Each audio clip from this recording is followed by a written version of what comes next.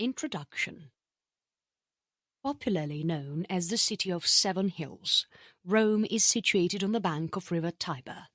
The city is situated to the west of Apennine Mountains and is located close to Tyrrhenian Sea. Archaeological evidences show presence of human in the area of Rome that go back as far as 5,000 years. Legends and an ancient Roman scholar, Marcus Terentius Varro, say that Rome was founded in April 21st, 753 BC. The story of twin brother Romulus and Remus, where Remus dies and Romulus becomes king, is often known as the day when Roma was founded. Etruscans took over the city in 640 BC, and several kings ruled it for more than a century. The Etruscan rulers improved the infrastructure and made a lot of constructions throughout the city. 509 BC saw the last of Etruscan ruler Tarquin Superbus, and the coming 4 centuries was ruled by a republic, which was a small group of aristocrats who looked after the economies, politics, and social life of the city and its people. The Romans had strong military forces and quickly took over Italy and then Carthage, taking control of the western Mediterranean region. The huge size of Rome always posed a problem for its rulers like Pompey, Sulla, Gaius, and Julius Caesar. The first emperor of Rome was Octavian, who was later known as Augustus.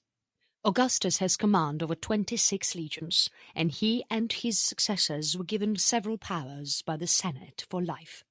As an emperor, Augustus had tremendous powers, and he and his group of political administrators built several temples, monuments, aqueducts, arenas, and other buildings. Several emperors and rulers followed Augustus, under whom Rome and his people saw it flourish and fall. Standing tall today, Rome is a centre of attraction for many tourists, still holding within it an ocean of heritage, culture and history. Chapter 1. Ancient Rome. How the name Rome was given. It is thought to have been a derivation from a Greek word meaning courage and bravery, and a connection with a root rumtit, which referred theoretically to the symbol of wolf that took care of the twins Romulus and Remus. The city was Ruma when it was ruled by the Etruscans. A connection can also be made with the Tiber River, which was earlier known as Rumon. Forming of the city. The city of Rome was initially formed by the rustic settlements on the Palatine Hill and other hills surrounding it. The Quirinal Hill was a sort of military camp for the Italic tribes. This part had an island where Tiber could be traversed, and Rome became a sort of crossroad for the travellers and traders who were travelling north or south on the western part of the peninsula. Archaeologists have found proof of 2 settlements from the 8th century, the Ticintis and the Luceres, who resided on the Quirinal Hill, and the Rumi, who occupied the Palatine Hill. There were several other tribes besides these who communicated in Italic. The Sabines, Umbrians, Latins, Oscans, and Samnites are some of the tribes from the 8th century who share the peninsula with the Greeks and the Etruscans. Etruscans occupied the northern part of the peninsula and founded many cities which highly influenced the Romans. The only knowledge of the Etruscans has been derived from the tomb and grave findings. The excavations show that the Etruscans were warlike and were patriarchal and patrilineal. The Greeks who lived in the southern part of the peninsula also found many colonies like Crotone, Cumae, Reggio Calabria, Taranto, Naples and Sibar, which were together referred to as the Magna Graecia by the Romans. Etruscans in power. The Etruscans dominated Italy after 650 BC. Traditional tales have been included often when it comes to the ancient history of Rome, because most of the records were destroyed by the Gauls, a Gallic tribe, in 390 BC when they destroyed the city after the Battle of Allia. The names of the kings known are questionable, however, the latter ones do have historical evidences. The Etruscans had great impact in the development of Roman Empire. They were good engineers and made some important constructions during their time. They built the Cloaca Maxima and bridge over Tiber, which was named Pons Sublicius, and many more. In their quest to expand their empire, the Etruscans moved south and tried to capture the Greek lands. Although they succeeded in doing so for quite some time, but the clashes didn't last long. The Etruria started to decline, and the Romans took this opportunity to rebel and overthrew the last Etruscan ruler. They established a republic system which comprised of the nobles of the city. The magistrates were elected annually, though assemblies, and every man had the right to participate in politics. The influence of Etruscans on Rome was there to stay. The people of Rome learned to build from temples from them and also follow their style of worship. Like the Etruscans, the Romans also worshipped three gods: Uni, Minerva, and Tinia. The Etruscans, on the other hand, addressed their gods as Juno, Minerva, and Jupiter. Although Rome is seen to have been influenced by the Etruscans, the Greek influence on the Romans overpowers the Etruscan culture. Roman Republic. Rome dominated the Latium by defeating the nearby Latin countries and an important Etruscan country of Veii. The Etruscans were now confined to Etruria.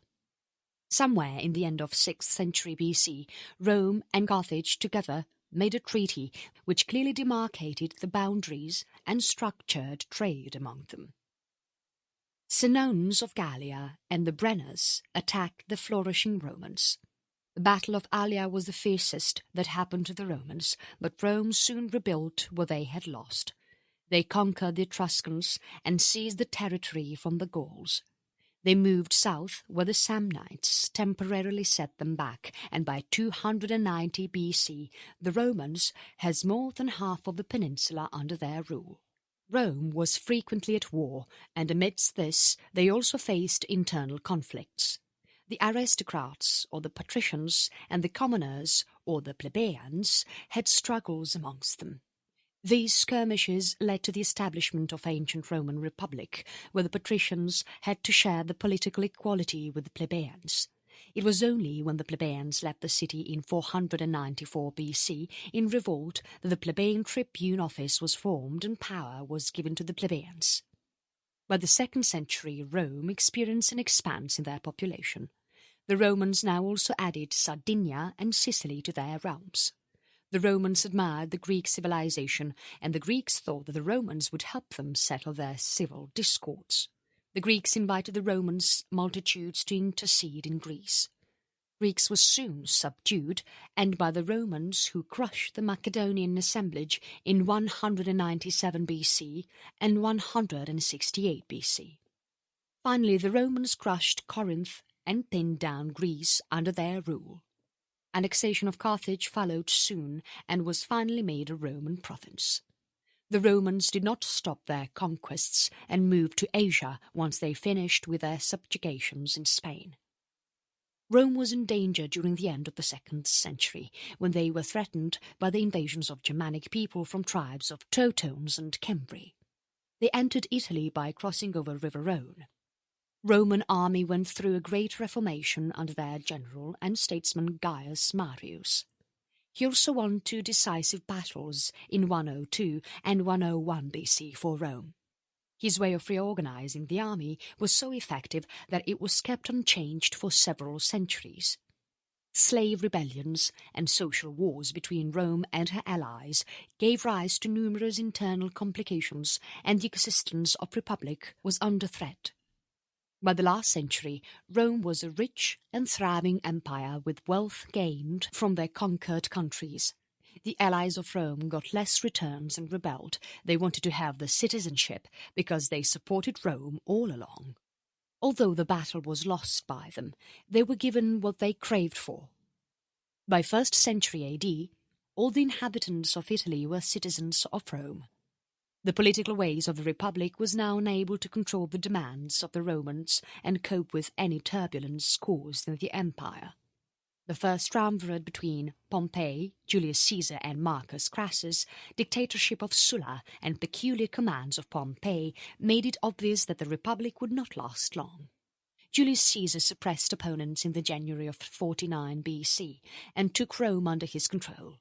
He ruled Rome for 4 years before he was assassinated in 44 BC. The leaders of the Senate, Gaius, Cassius Longinus, and Marcus Junius Brutus, one of the assassinators of Julius Caesar, tried to establish the Republic once again, but was subjugated by Caesar's nephew and his lieutenant, Octavian and Marcus Antonius, respectively. Octavian and Marcus Antonius struggled for power for about 6 years, and on 2nd September 31 BC, Octavian won the final battle, which took place in the sea. Octavian was now the ruler of Rome, and is also considered the first emperor of Rome. 2nd September 31 BC is also when the Republic ended and the time Principate began. Roman Empire. Early Empire. Rome was in its zenith of splendour by the time the Republic crumbled. It was by a very inch a befitting empire to rule the Mediterranean as a capital. The population was at its peak and reached over 3.5 million, and Octavian, who was now given the title of Augustus, made sure that Rome increased her finery every day. Augustus has been praised for founding Rome as a city of brick and have left it as a city of marble. Augustus completed many of Caesar's projects and also had several constructions under his command. Successors of Augustus continued to develop the city. During the rule of Nero, Rome was vanquished by fire on the night estimated between 18th and 19th July 64 AD. This fire is referred to as the Great Fire of Rome. Much of the city was destroyed by the fiery rage, but this only gave way for newer development. Industry and commerce had a very small part to play in the administration of Rome. So in order to sustain a huge population, the required necessities were fulfilled by other parts of the empire. The payment towards the purchases was collected from the public through taxes. During the end of 2nd century, the population of Rome deteriorated. When Marcus Aurelius was the emperor, Rome was struck by a deadly plague known as Antonine Plague. An average of 2,000 people died every day. Marcus Aurelius' death in 180 AD marked the end of the rule of 5 good emperors. Pax Romana, or the era of peace and growth, came to an end. The year when Commodus, son of Marcus Aurelius, took over his father's throne in 177 AD has been seen as the time when Rome started to fall. In 273 AD, when the Aurelian War was completed, the population of Rome was just 500,000. Crisis of the 3rd century. Rome was a completely different place by the 3rd century. Barbarian invasions, political upheavals, and natural calamities brought her down. Rome was now a capital for name. The emperors did not spend much time here now. Towards the end of the 3rd century, under the Diocletian's reforms, Rome was stripped of the duties of being the official capital of the empire. Western leaders from Ravenna, Milan and Gaul took over the charge as emperors later on and ruled Rome. When Constantine I came to throne, he made Constantinople the new capital. Most of the Roman aristocrats and artisans moved to this new capital. Christianity. When Christianity first reached Rome in the 1st century AD, the religion was thought to be a type of Jewish sect and not a separate religion. The Romans did not welcome the Christianity, and there were various punishments that were sanctioned by the laws. It took about 2 centuries for Christianity to be accepted, and the laws moderated and made in their favour. The first Christian emperor was Constantine I, and in 380 AD, Emperor Theodosius I made Christianity the official religion of Rome. As Rome converted to Christianity, Bishop, who was later referred to as the Pope, took charge as a senior religious figure officially in 380 AD in the Western Empire. Constantine did much to promote Christianity, and the first great basilica, St. Peter's Basilica, Old One, was built by him. Invasions, barbarian and Byzantine rule. On August 24, 410 AD, Rome was first attacked by Alaric, whose army was mostly made up of barbarians. A stream of attacks followed closely. The city who had subdued the world was now being sacked. The population fell steeply, and by the 6th century the population was just about 100,000.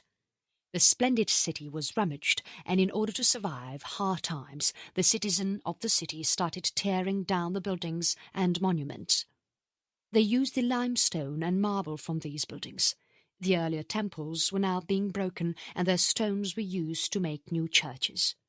The Pantheon was now the church for all martyrs. The temple of Romulus and Remus was now the basilica of Cosmas and Damian, the twin saints, and many old constructions, such as these, were converted and used to newer purpose. Julius Nepos was the last emperor of Rome, who was murdered in 480, and his place was taken by Odoacer, who swore allegiance to Zeno, the emperor from Eastern Empire. Among wars and battles, Rome and her citizens suffered terribly. There were continuous wars, and the city was plagued by diseases like malaria. The aqueducts were broken, the drainage system were not maintained, the lower-lying areas were now marshes, and the population was about 50,000. After the rule of barbarians, when Rome was taken back, the supervision rights and the authority to appoint various officials were now in the hands of Byzantine authorities in Ravenna. Pope gained more power and was now considered more powerful than any other official. Justinian I was the emperor now, who tried to bring up Rome by repairing it. His nephew Justinian II made some successful campaigns and captured several cities along the coastline. Much of Rome's food came from Sicily and other parts of empire, which is why they continued to be ruled by Byzantines, and if they disagreed, they would be taken over by the Lombards, who were Germanic people. Chapter 2. Medieval Rome. Rome breaks up with Byzantine and forms papal states. With the revolts of Pope Gregory II in 727 and several wars and conflicts, papal states was formed. The Lombards joined hands with the Byzantines, and even though the city was protected by an immense wall, the risk was great. Pope Gregory III was the first to ask help from another kingdom. The Lombard kings were aggressive and considered Ravenna and Ferrara with Rome as their next target. Pope Stephen II went to seek help in France from the king, Pippin the Younger. Together with the armies of France under Pippin, the Lombard king Aistulf was defeated at Pavia. However, as Pippin went back, Rome was kept besieged for 56 days by Aistulf. They retrieved north as they got the news of Pippin coming back to Italy. Aistulf, keeping his promise, this time returned the lands to the Pope, after which the Papal States was born in 756. Once again, the Lombards started plotting against the annexation of Rome in 771. King Desiderius planned to seize Pope Stephen III in one of the pilgrimages to be held within the city. However, the tables turned, and in 773 the Lombards fighting under Desiderius were crushed by Charles I, who was the king of Franks and was asked upon for his help by Pope Hadrian I. The kingdom of Lombards fell. Once again, Rome gained back its political influence, now with a bigger trajectory. Crypta Balbi in Rome and a museum has been devoted to showcase the remains from medieval Rome. Commune of Rome and foreign rulers. After the year 800, when Charles I, or Charlemagne, was crowned, the Holy Emperor of Rome by Pope Leo III, Constantinople cut itself from the empire. Charlemagne expanded Rome's boundaries, and Rome now had other Christian western regions amalgamated within it. Once Charlemagne died, the other kings could not lead, and therefore there were constant rivalries that the Church had to face from the public. There was a document known as Donation of Constantine, which was prepared by the papal notaries, which said that the Pope had authority over a certain dominion from Ravenna to Gaeta. This also meant he had the power to control the important policies and decisions of the empire. Only the very powerful popes could handle supremacy. The only problem with the papacy was that new popes were required to be elected every year, which caused a lot of havoc within the papal walls. Greed for power caused many aristocrats and people from noble families to influence the elections. Rome needed rebuilding after the city had been sacked by several intruders. The period of the older aristocrats was slowly fading, and new families were taking their place. Powerful and wealthy families now supported in the construction of the city. The city was now made of traders, entrepreneurs and merchants. The citizens of Rome took inspiration from the neighbouring cities such as Viterbo and Tivoli and looked for freedom from the papacy. They wanted to adopt a communal status. Romans revolted in the year 1143 against the papacy, which led to the birth of Roman Republic, Senate and Commune of Rome. The people were not happy with the church rule, and the revolt, because of which the Commune of Rome was established, continued till 1155 before it was suppressed. The powers kept shifting between the Senate and Pope. It was during this time that the enemies took advantage and attacked Rome. To Rome's luck, the city was struck by plague, and Rome was spared. Another communal administration was set up in 1188 by Pope Clement III. Politically, there was always chaos and stability, something that was much needed in the empire. The popes and the noble families were always in conflict. Several rulers changed, and Rome was also ruled by foreign rulers for years until their rule was brought to an end in the Battle of Tagliacozzo in 1268. Among these years of conflicts and battles, when Nicholas III came into power in 1277, he relocated the popes to Vatican from Lateran. His order also stated that Rome could not be ruled by a senator who was a foreigner. In the 13th century, Rome went through a situation for decay for about 70 years. Not only were there no new constructions done, there were no efforts made to maintain the older ones. The city was in ruins. 13th to 15th century. In the 13th century there rose an Italian politician to power known as Cola di Rienzi.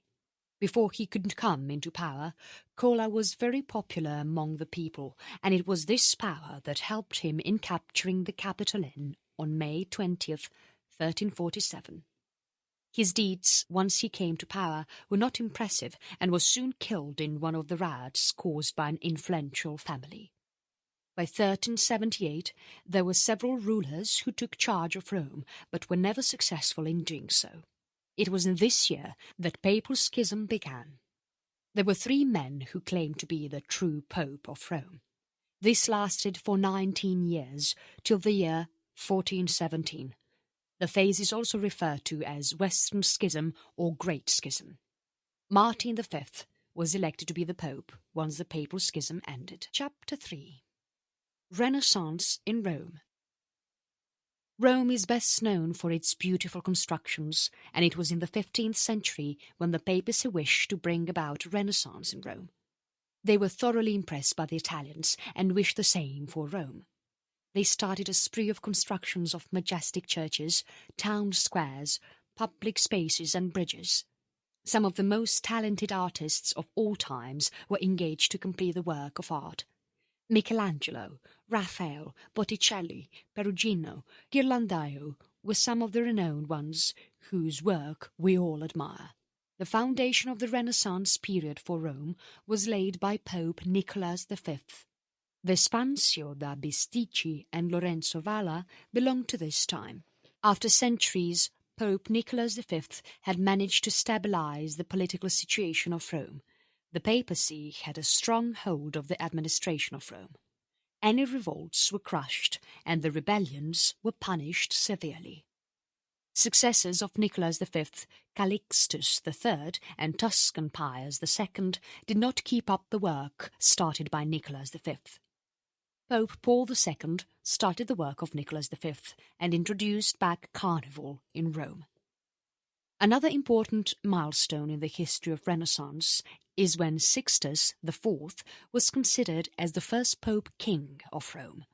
Although Sixtus IV indulged in politics too much, because of which wars took place and a huge amount of wealth was drained from Rome, he, just like Nicholas V, patronized art. He has the Academy reopened and started building the Vatican Library. The official existence of the Vatican Library has been considered to be on the June 15th, 1474. From churches to streets, he had everything rebuilt and constructed artistically. The Vatican Palace and Sistine Chapel have been decorated by some of the most prominent artists like Mino de Fiesole, Luca Signorelli, Sandro Botticelli and others.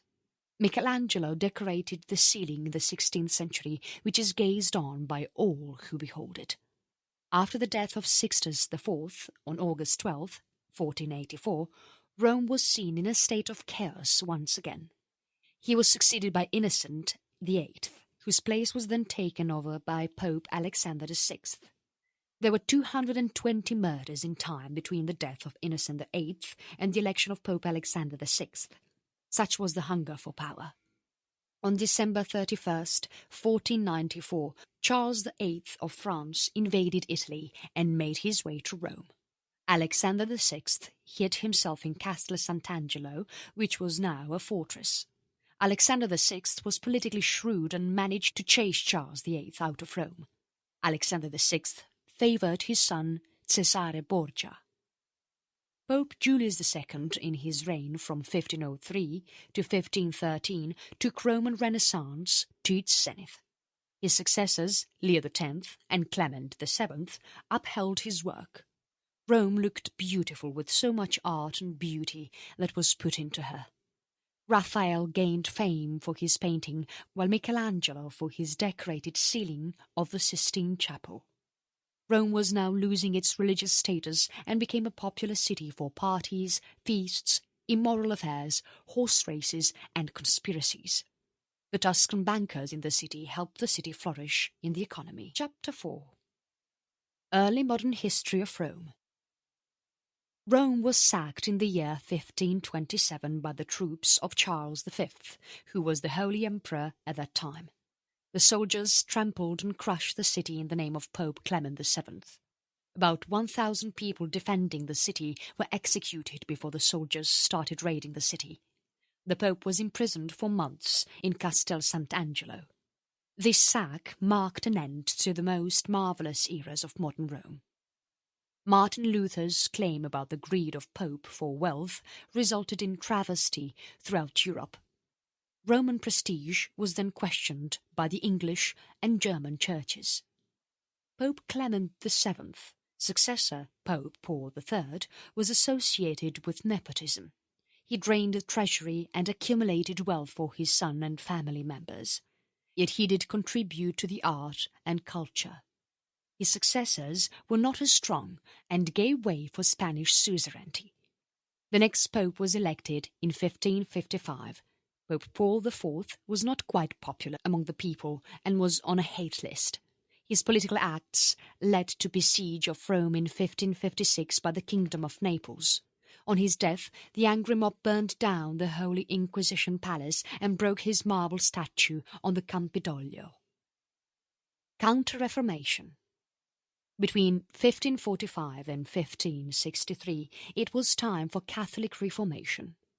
This was an effort to reform, and there were four main elements in this reformation: religious orders, political dimensions, ecclesiastical reconfiguration, spiritual movements. The Reformation comprised of reforms in religious life, foundation of seminaries to train the priests, various spiritual movements that were centered on devotional life. There were also political activities such as the Roman Inquisition, which had been initially formed to fight the spread of Protestantism through Italy.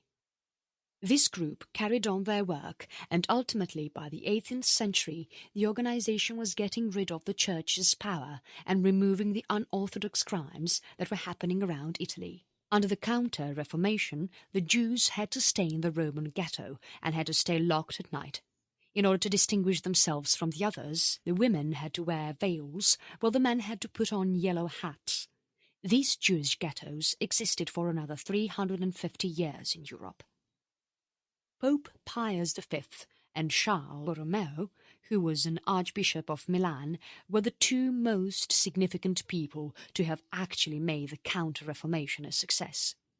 The court was now a simple place, the jokers were removed, and all the bishops and cardinals were sent to the city and lived like the other citizens. Blasphemy and having concubines were acts that were sternly penalized. The prostitutes were confined to a restricted place and were debarred from prostitution. Pope Pius V's successor was unable to uphold the Reformation as his ways were not strict enough. The courtesans were back, and the bad elements roved free once again, plaguing the Roman streets. Sixtus V, or Iron Pope, was firmer than Pope Pius V, and was determined to reform the Church and its customs. Roman streets were cleaned of procurers, hooligans, and duelling. The cardinals and nobles were not spared if they were wrong. The tax money was utilized for constructions and other public reform works. Newer houses were built and the streets were broadened. It was made a better place for the pilgrimages. Between 1595 and 1590, Rome underwent a massive change for good. 18th century was an important period for the Romans. The empire spread now Latium, Marche, Ferrara, Umbria, Bologna, legations of Ravenna, Romagna, Pontecorvo, Benevento, parts of Avignon in southern part of France, and Comtat, Venaissin, that were part of the Papal States. Rococo and Baroque art flourished in Rome at this time. These famous Spanish steps and Trevi fountain were also constructed. In 1734, Palazzo Nuovo was open to the public. It was the first museum in the world which the people could visit. Giovanni Battista Piranesi was a famous artist who sketched several views of Rome. His versions of sketches of classic Rome were so beautiful that there were thousands who came to visit the city to see the actual ruins. Chapter 5. Modern History of Rome. Unification of Italy. The Pope's powers came into question when Rome was seized by the armies of Piedmont. Piedmont has already united Italy under them. From 1861 to 1929, the exact situation of the popes was in question, and the situation has been termed as Roman question. They continued to remain in the palace and sent and received ambassadors, however did not leave Vatican till the dispute was resolved in 1929. The popes did not consider the rule of the Italian kings in Rome. A small Roman republic took place in 1798, but it did not last long. Napoleon took Rome under his empire, and it was made a part of France. Congress of Vienna restored the Papal States once Napoleon fell. Comtat, Venaissin, and Avignon were now made a part of France. 1849 saw another Roman Republic, and with it rose two powerful people from the Italian unification, Giuseppe Garibaldi and Giuseppe Mazzini. The Republic, like the first one, was short-lived. The mind behind these two figures was the Prime Minister of Piedmont, Sardinia, Camillo Benso di Cavour. For those who wanted to see a united Italy were unable to understand the exact consequences of the unification. Several revolutionaries demanded a republic, but ultimately it was in the hands of a king and his chief minister who held the power to bring together all the Italian states under a monarchy. In order to unite Italy under Piedmont Sardinia, Cavour decreed huge industrialization. Cavour thought if he becomes an economic leader, all the states would subdue. Under this attempt, he also had the Piedmont army sent to join the British and French in the Crimean War. Piedmont, Sardinia and France were now in friendly terms. Pope Pius IX returned to Rome with the help of French army, which clearly showed that Rome was not going to be a part of the unification. Under the Mill Expedition and Second Italian Independence War, the whole of Italy excluding Rome and Venetia were to be unified under House of Savoy. Giuseppe Garibaldi, who is also considered to be one of Italy's fathers of the fatherland, played a very important role in this unification. He was a nationalist and fought in several campaigns which ultimately led to the unification of Italy. Although Cavour publicly detested the works of Garibaldi, he secretly supplied his campaigns with weapons. After some more political turmoil and the Austro-Prussian War in July 1870, Franco-Prussian War began and the then Emperor Napoleon III was unable to defend Papal States anymore. The Italian army led by General Raffaele Cadorna marched in Rome on September 20th of 1870 from Porta Pia. They captured the Leonine city the next day, and an interim government was formed by Cadorna. He included the local noblemen in order to avoid revolts. On October 2nd, 1870, Latium and Rome were taken possession of by the Kingdom of Italy. There were 133,681 who voted for the annexation, 1,507 voted against, and the remaining supported the decision. 40,785 votes were from Rome who said yes, while there were just 57 votes who disagreed and casted no. The Italian government had intended to let the popes keep certain part of Rome, Leonine City, which was a small papal state to the west of Tiber. Pope Pius IX was the elected pope when this decision was made. Pope Pius IX declined, as accepting the offer would have been an indirect authorization of the legality of the Italian kingdom's rule over his earlier realm. A week after the Italians entered Rome, they took over the complete city except for the Apostolic Palace. It was now that the people of the city voted to join Italy. Rome was declared the capital of Rome on July 1st, 1871. From this day till June 1929, the popes did not have any power. Even though there were no restrictions on the pope to go anywhere, Pope Pius IX declared that he was a prisoner of Vatican. Kingdom of Italy declared Rome in 1871 as their capital, even though it was under the control of the Pope. Benito Mussolini swiftly rose to power after the World War I, who attacked the city in 1922 after consulting with Victor Emmanuel, who was the King of Italy for the period, and made allies with Italy. The population of the city grew to 1 million in the period of war. February the 11th, 1929, the Latin Treaty brought an end to the Roman question. It was signed by Cardinal Secretary of State Pietro Gasparri on behalf of Pope Pius XI and Benito Mussolini for King Victor Emmanuel III. The treaty was effective from June 7, 1929, and the agreement established an independent state of Vatican City and Roman Catholicism a significant position in Italy. Rome hardly suffered any damages in the World War II because no country or nation wanted to jeopardize the life of Pope Pius XII. Rome agreed not to take sides in the World War II, and even though the German and Allies had occupied the city in 1943, the Vatican City was untouched. After the war, Rome grew in leaps and bounds. It was now a city of fashion in the 1950s, and classic movies such as Quo Vadis, La Dolce Vita and Ben-Hur were filmed in the famous Cinecittà studios. After reaching a population of 2.8 million in the 1980s, the population slowly went down as the people moved to neighbouring suburbia. Several important institutions and government offices, including the Parliament, are located in the capital city of Italy, Rome. The city was much talked about when Summer Olympics was held in 1960. The famous Thermae of Caracalla and Villa Borghese were used as the venue for the Games. The Olympic Stadium and Villaggio Olimpico were built especially for the Games and the athletes to stay. Their government cleverly utilized them later on by converting them to a residential area. Rome is a modern city, yet it embraces a long history, tales of kings and queens, religion and beliefs, art and culture, wars and battles. Although there is much history that is yet to be excavated, the existing palaces, churches, fountains, public squares and tombs are all examples of the talent that the ancient Romans possessed. Several museums, such as Galleria Borghese, Musei Capitolini and Vatican museums, have artifacts preserved from the ancient past. Every piece of art is admirable and exquisitely beautiful.